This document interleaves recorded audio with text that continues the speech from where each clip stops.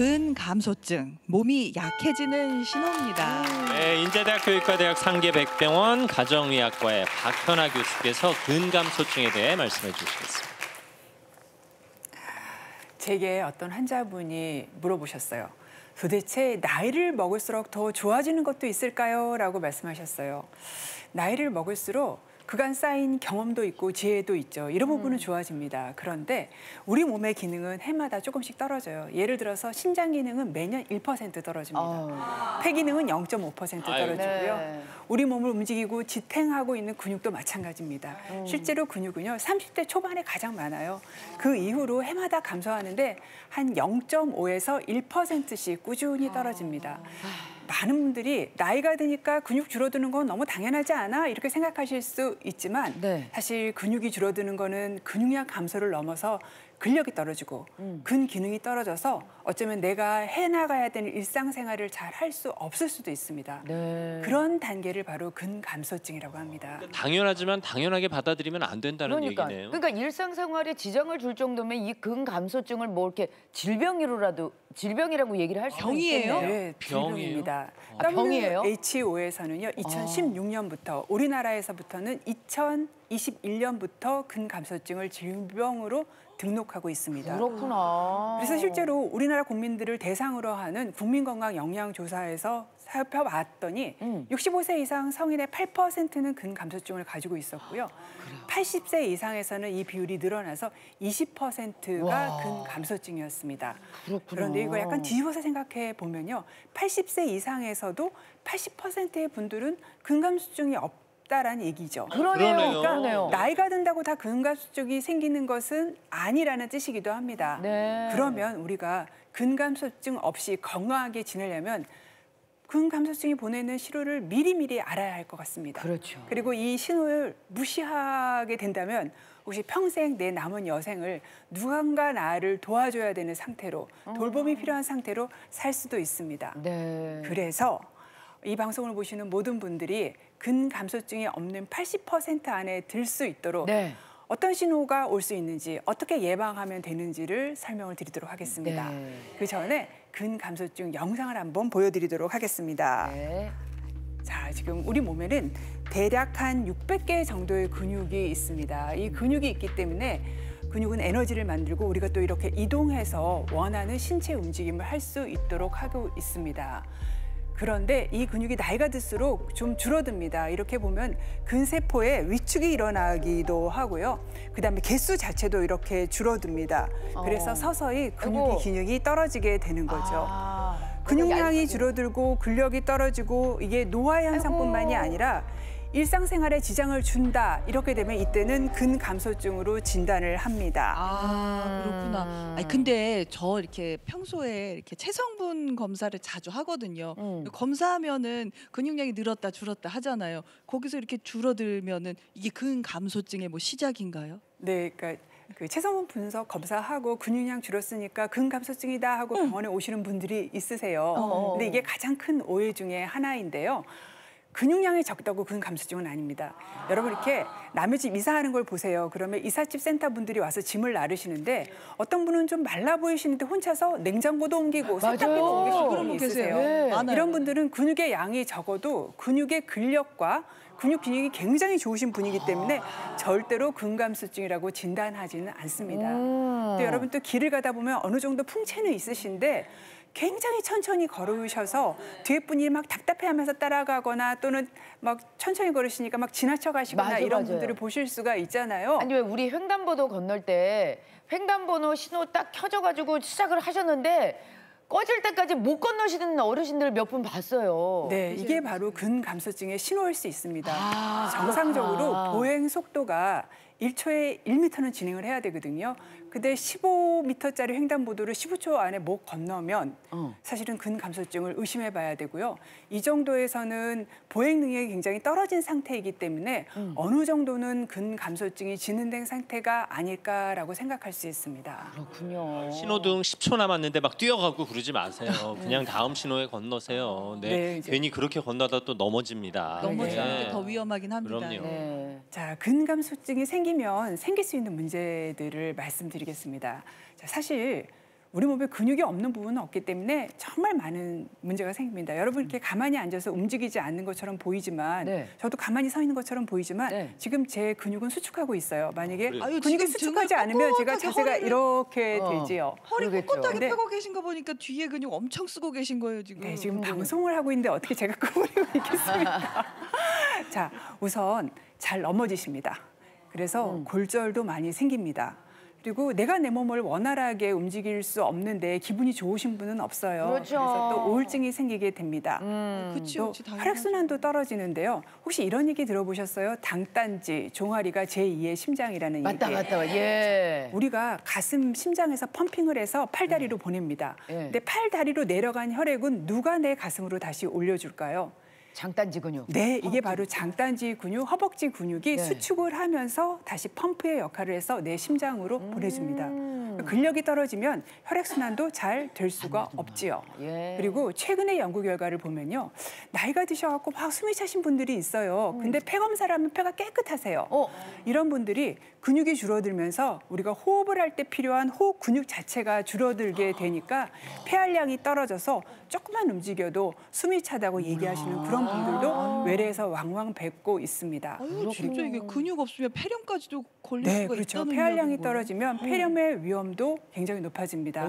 앞에서 왜 우리나라 사망 원인 중에서 5위 안에 드는 게 바로 폐렴이었잖아요. 맞아요. 무섭다 무서워. 야. 아니 그러면은 이 근감소증도 이것도 노화예요? 네, 여러 가지 원인이 있어요. 그런데 사실 노화가 가장 많이 알려진 원인이죠. 아유, 어쩔 수 없구나. 자, 여러분 머리카락도 길고 손톱 발톱도 자라나고 있잖아요. 네네. 피부에는 때도 나오죠. 우리 몸은 계속 오래된 조직을 부수고 새 조직을 만들어내는 리모델링을 계속하고 있습니다. 근육도 마찬가지입니다. 하루에 우리 체단백이 분해되는 양이 300 내지 400g, 그러니까 반근이 넘어요. 그리고 그만큼 다시 만들어집니다. 단 젊은 분들은요. 분해된 것보다 더 많이 만들어져요. 그럼 근육이 늘어나죠. 네. 근데 나이 드신 분들은 어떻게 될까요? 분해된 것보다 적게 만들어집니다. 그러면 근육이 줄어들 수밖에 없죠. 네. 그리고 또 위험한 오늘 세 번째로 나오는 질환이 있습니다. 바로 당뇨병입니다. 나왔어요. 네, 근육이 하는 중요한 역할 중에 하나가 혈액에 떠돌아다니는 포도당을 받아들입니다. 그래서 이걸 태워서 에너지를 만드는 발전소의 역할을 하고요. 또 돌아다니면 남는 포도당도 있죠. 이걸 또 받아들여서 저장하는 창고의 역할을 합니다. 그래서 우리 몸의 포도당의 약 반 정도를 근육이 사용하는데 근감소증으로 근육이 줄어들면 이 포도당을 받아주는 데가 없잖아요. 그래서 혈당이 치솟게 되고 또 근육 내에 저장이 안 되니까 우리가 조금만 안 먹어도 혈당이 떨어지면서 기운이 쭉 빠지는 그런 증상이 생기게 됩니다. 그래서 당뇨병이 있으면요, 당뇨병이 없는 분보다 근감소증의 위험이 최소 2배 정도는 증가합니다. 그렇구나. 그다음 또 중요한 게 있습니다. 바로 네. 영양결핍입니다. 우리는 매일 내가 필요한 것만큼 먹어줘야 됩니다. 근데 아프거나 입맛이 없거나 기분이 나쁘거나 이렇게 해서 먹어주지 않게 되면은요. 네. 나는 에너지가 필요한데 나한테 뭔가 영양분이 안 들어와요. 그럼 어떻게 하냐면 내 체조직 그중에서 단백질을 분해를 합니다. 그래서 포도당으로 만든 다음에 다시 이것을 에너지원으로 씁니다. 그렇기 때문에 못 먹고 안 먹으면은 근육이 줄어들어서 근감소증이 될 수밖에 없습니다. 야. 근육을 잘 달래가면서 먹이를 주면서 내가 키워야 되는 부분도 있는 거군요. 네, 그렇습니다. 정확하게 아. 말씀하셨습니다. 어떻게 보면은 이제 억지로라도 뭐라도 먹어야 되는 거군요. 네, 아플 아니, 때가 왜 먹는 걸 억지로 먹어요? 그 맛있는 것을. 아니 그러니까 안 먹으면은 영양결핍이 오면 근육이 줄어든다고 그러니까 하니까. 어느 정도의 영양분은 필요하다. 네. 아니 근데 제가 궁금한 건 지금 근감소증에 대해서 얘기를 해주시는데 근육이 빠지는 거 외에는 특별하게 무슨 뭐 이렇게 몸에서 보내는 신호가 없는 것 같은데 내가 지금 근감소증인지 알 수 있는 뭐 진단법 같은 거 있을까요? 네, 그 신호를 말씀을 드릴게요. 네. 시청자분들도 함께 같이 내가 혹시 여기에 속하지는 않나 또 몇 개나 해당되는지 한번 체크해 보셨으면 손가락 좋겠습니다. 꼽아보면 되는 거예요? 네, 네, 꼽아보세요. 자, 첫 번째로 큰 수박 한 통을 혼자서 들기 어렵다. 마트에 갔을 때. 네. 그다음에 두 번째로 옛날보다는 걷는 속도가 많이 느려졌거나 또는 친구랑 같이 걷는데 맞추기 되게 어렵다 하면 또 체크해 주시고요. 세 번째는 계단을 한층 정도를 쉬지 않고 한꺼번에 훅 올라가는 게 어렵다 하면 또 한번 한층. 네, 한층 또는 반층이나 한층 정도요. 그다음에 이렇게 봤더니 허벅지가 좀 물렁물렁하고 허벅지가 말라진 것 같아요. 이게 절대로 날씬해진 게 아닙니다. 근육이 빠져서 근육이 말라진 거죠. 그리고 지난 1년 동안 내가 2번 이상 넘어졌다. 모두 몇 개나 해당하시는지 한번 체크해 보시죠. 저 같은 경우는 없어요?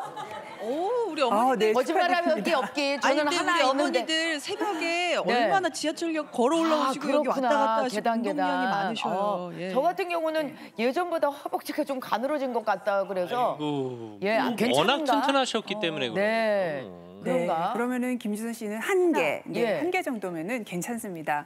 근데 이게 2개 이상 해당된다 그러면은 혹시 근감소증의 위험 신호는 아닌지 한번 근감소증을 그래요. 의심을 해보셔야 됩니다.